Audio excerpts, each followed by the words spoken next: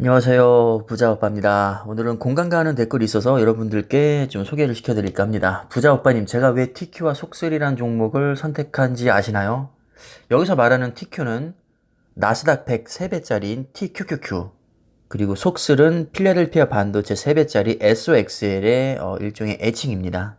주식에서 가장 힘든 게 종목 선택인데 여긴 초우량주 위주로 되어 있고 성장성이 떨어지는 주식은 자동으로 리밸런싱을 시켜주기 때문에 그냥 돈만 주고 사기만 하면 됩니다.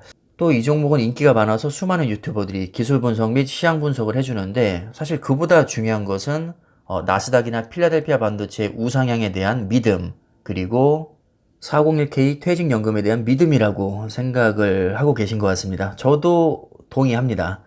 특히나 미국 같은 경우는 주식이 굉장히 중요하죠.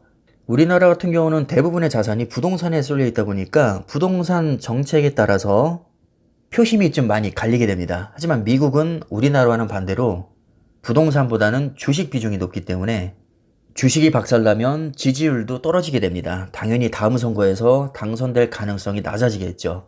그래서 정치인들이 주식시장을 지키기 위해서 굉장히 많은 노력을 합니다. 사실 401k 연금제도도 따지고 보면 국가나 기업 차원에서 그냥 주식시장으로 강제로 돈을 밀어 넣는 작업이죠.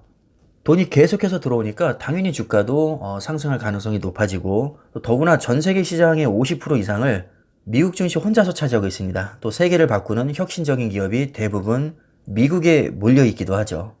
뭐 쉽게 생각해서 국가가 그냥 우리 돈 벌라고 떠먹여준다고 생각을 하시면 됩니다. 우리는 그냥 따라가기만 하면 되겠죠.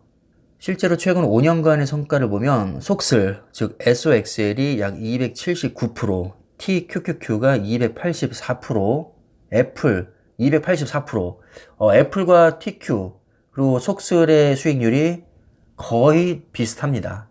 원래는 TQ와 속슬의 수익률이 훨씬 높았는데 올해 들어서 거의 60% 이상 빠지는 바람에 지금 애플에 역전을 당했습니다. 확실히 3배 레버리지인 만큼 변동성이 굉장히 크죠. 속설 같은 경우는 기초 지수가 필라델피아 반도체인데 이 반도체 지수 안에는 30개 종목이 편입되어 있고 우리가 알만한 기업들을 보면 일단은 엔비디아 가장 유명하죠. 그 다음에 인텔, 뭐 퀄컴도 있고 브로드컴, TSMC, ASML, AMD, NXP 반도체, 램 리서치도 보이고 마이크론도 있습니다.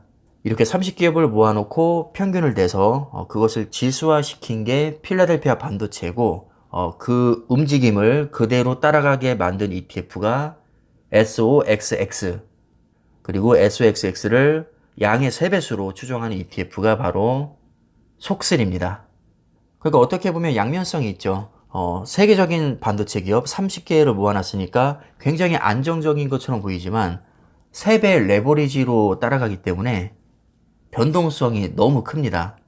그래서 변동성만 생각하면 굉장히 불안해 보이지만 또 기초지수를 생각하면 안전하고 이게 약간 양면성이 있고 호불호가 극명하게 갈리는 종목입니다. TQ도 크게 다르진 않습니다. 일단 기초지수가 나스닥 100, 굉장히 초우량 기업들로 이제 구성이 되어 있는데 주요 구성 종목들을 보면 애플, 마소, 아마존, 테슬라, 구글, 메타, 엔비디아, 펩시코, 브로드컴 이렇게 상위 10개 기업에만 50% 이상이 투자가 되고 있고 뭐 그 밖에도 나스닥에서 금융주를 제외한 시총이 높고 거래량이 많은 상위 100개 기업으로 구성이 되어 있습니다. 뭐 기술주만 있는 것은 아니고 뭐 헬스케어, 커뮤니케이션, 유틸리티, 컨슈머 서비스, 기타 등등 다양한 섹터에 걸쳐서 분산으로 투자가 됩니다. 뭐 어중이 떠중이 기업들이 아니라 자그마치 뭐 애플, 마소, 아마존, 테슬라, 구글 이런 종목들 위주로 투자가 되기 때문에 뭐 안정성은 지구 끝판왕이라고 할 수 있죠. 하지만 얘도 마찬가지로 나스닥 100이라는 기초 지수를 양의 3배로 레버리지로 따라가기 때문에 변동성은 클 수밖에 없습니다. 그래서 올해 들어서 벌써 60% 넘게 빠졌죠. 정말 처참할 정도로 성적이 안 좋은데 이렇게나 많이 폭락하고도 5년 수익률이 애플과 비슷합니다. 생각보다 그렇게 위험한 종목은 아니라는 거죠.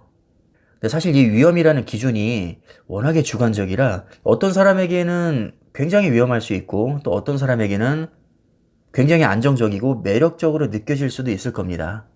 어디에 초점을 두느냐에 따라 평가는 달라질 수 있겠죠. 우리 제이님 같은 경우는 기본적으로 초우량주 위주로 구성이 되어 있고 성장성이 떨어지는 주식은 자동으로 리밸런싱을 시켜준다.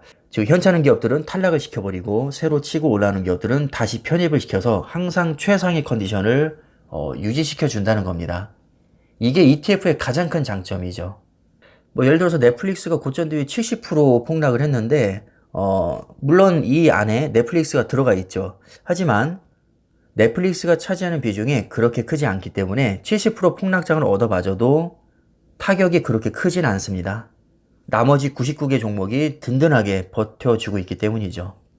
따라서 미국 주식이 우상향할 것이라는 믿음이 있고 특히나 4차 산업혁명, 반도체와 기술주 중심으로 크게 성장할 것이라고 생각을 한다면 나스닥 100과 필라델피아 반도체는 무조건 투자해야 되는 섹터라고 봅니다.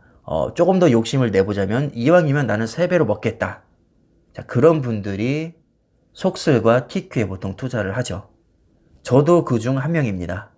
이게 위험하게 생각하면 한없이 위험하지만 또 어떻게 생각하면 굉장히 매력적이고 기대 수익률을 높게 가져갈 수 있는 종목입니다. 또 5년 수익률을 보면 애플과 거의 비슷하단 말이죠. 생각보다 안정적이고 그렇게 위험하지 않습니다.